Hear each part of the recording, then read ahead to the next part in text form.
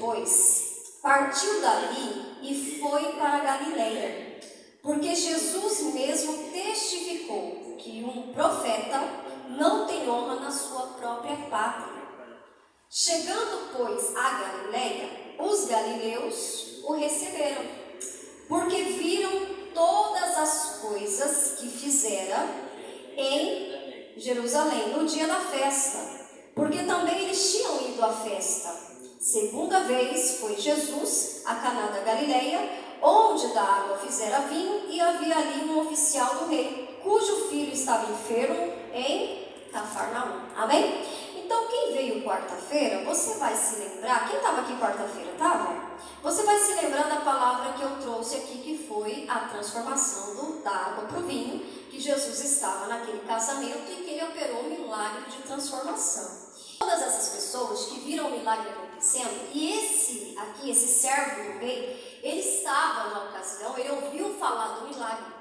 Jesus aqui ele está voltando pela segunda vez a Caná da Galileia. Já é a segunda vez que Jesus está voltando. Só que quando Jesus volta da segunda vez, esse homem ele está com um filho doente. E a Bíblia diz que o filho desse homem estava à beira da morte. Não era uma doença simples, era uma coisa grave. E ele estava à beira da morte. E esse homem ouviu aquele Jesus que veio da outra vez, que transformou água em vinho, que operou uma grande transformação. Esse Jesus está retornando para Caná da Galileia.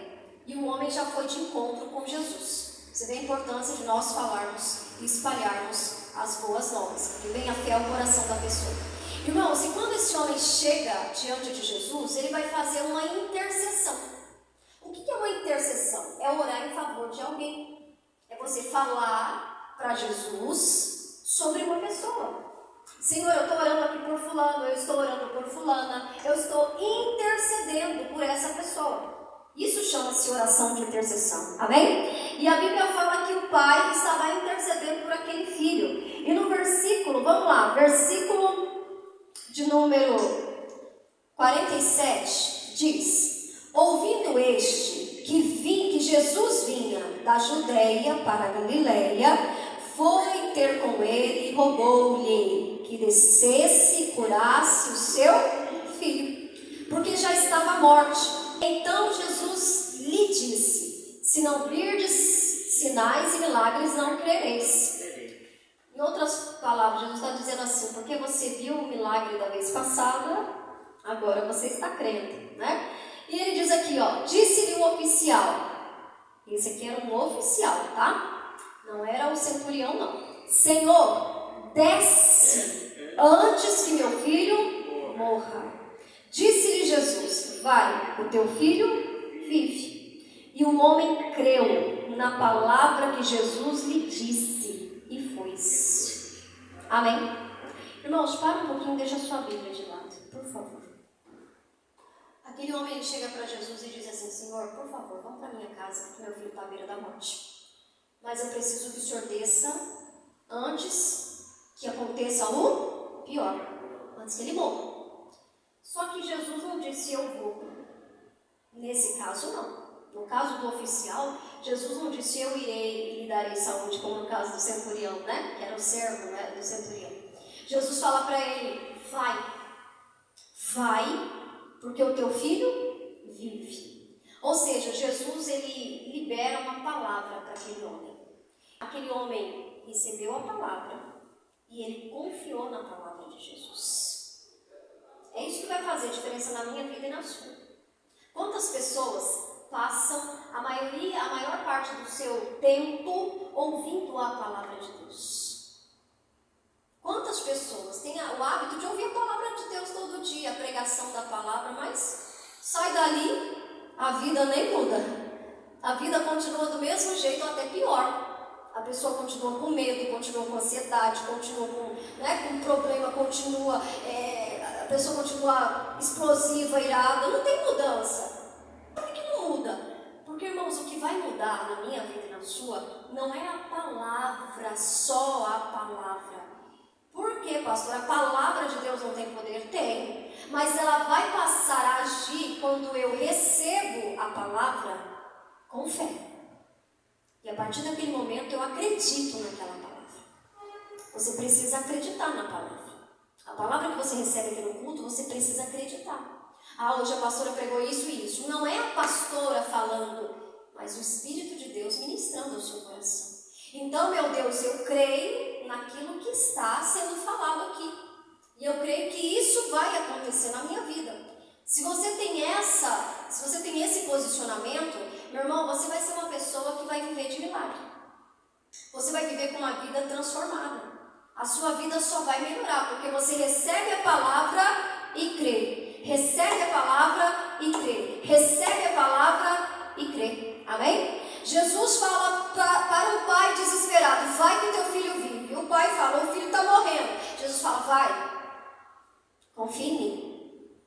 Recebe a minha palavra. Se eu disse que ele vai viver, ele vai viver. Amém? Vamos lá. O homem está indo no caminho.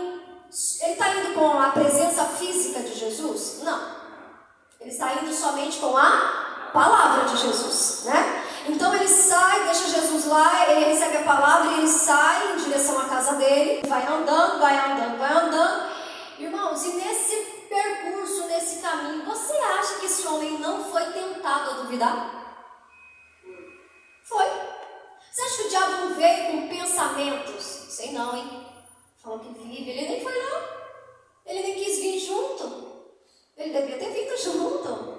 Mas nem veio. Ele só diz que vive e você está acreditando nisso. Então, irmãos, durante esse percurso, esse homem teve que manter crendo. Quando você crê, é quando você permanece na palavra, independente da circunstância. Tem pessoas que, se a circunstância mudar, ela muda. A circunstância mudou 5 vezes no dia. A pessoa muda 5 vezes no dia. Ah, pastor, agora a dor saiu. Estou curado, glória a Deus. Aí a dor volta de novo. Ixi, achei que eu estava curado, mas não estou não. O que acontece? Aí a dor melhora. Fala, graças a Deus, agora eu estou sendo curado. Aí, irmãos, a dor volta dobrada. A pessoa fala, não funcionou. Essa pessoa, irmãos, ela não está crendo. Essa pessoa é uma pessoa circunstancial. É uma pessoa que se move de acordo com o que sente, de acordo com o que vê. Mas o que agrada a Deus é quando eu recebo uma palavra e eu faço algo com ela. E o que eu tenho que fazer com a palavra? Crer.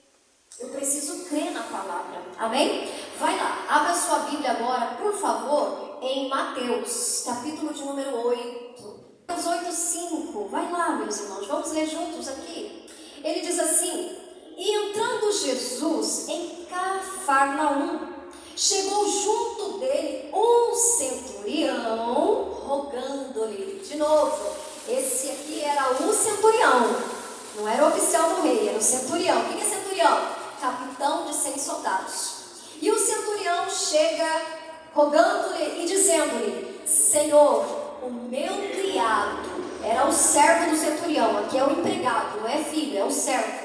O meu criado jaz em casa paralítico e violentamente atormentado. Então, ou seja, além de paralítico, ele estava o quê? Violentamente atormentado. Ele precisava de cura e libertação. E aí a Bíblia diz assim, vamos lá. E Jesus lhe disse, o que Jesus disse para ele aqui? Vamos lá. Eu irei e darei saúde. Nessa situação, Jesus fala para o centurião, eu vou com você. Eu vou até a tua casa. Ele está paralítico e ele está violentamente atormentado, então eu vou com você e eu vou dar saúde para ele. Diferente do que ele falou para o oficial, né? Muito diferente. Mas olha qual é o posicionamento desse homem aqui. Vamos lá, versículo 8. E o centurião, respondendo, disse: Senhor, não sou digno de que entres debaixo do meu telhado, mas dizes somente uma palavra e o meu criado sarará. Ô, irmãos, isso aqui é uma pessoa que realmente crê. Amém? Jesus disse, eu vou com você e vou te dar saúde. Se fosse eu e fosse você, fala, vamos Jesus, vamos embora, né? Vamos junto. Mas ele disse, Senhor, eu sei do poder que a sua palavra tem. Eu sei que a tua palavra é capaz de ressuscitar mortos. Então diz só uma palavra, que eu vou com a tua palavra, eu vou lá e eu creio que a sua palavra liberada vai trazer cura e vai trazer libertação. A Bíblia diz que Deus ficou admirado com a fé daquele homem. E Jesus, irmãos, ele disse assim, nem em Israel eu vi tanta fé.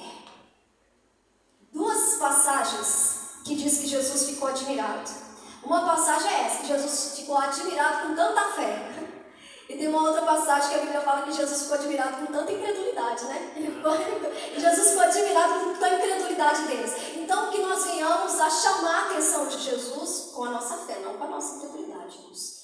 E Jesus foi. Foi com ele? Não, Jesus liberou uma palavra. E o que aconteceu? O criado foi sarado. Mas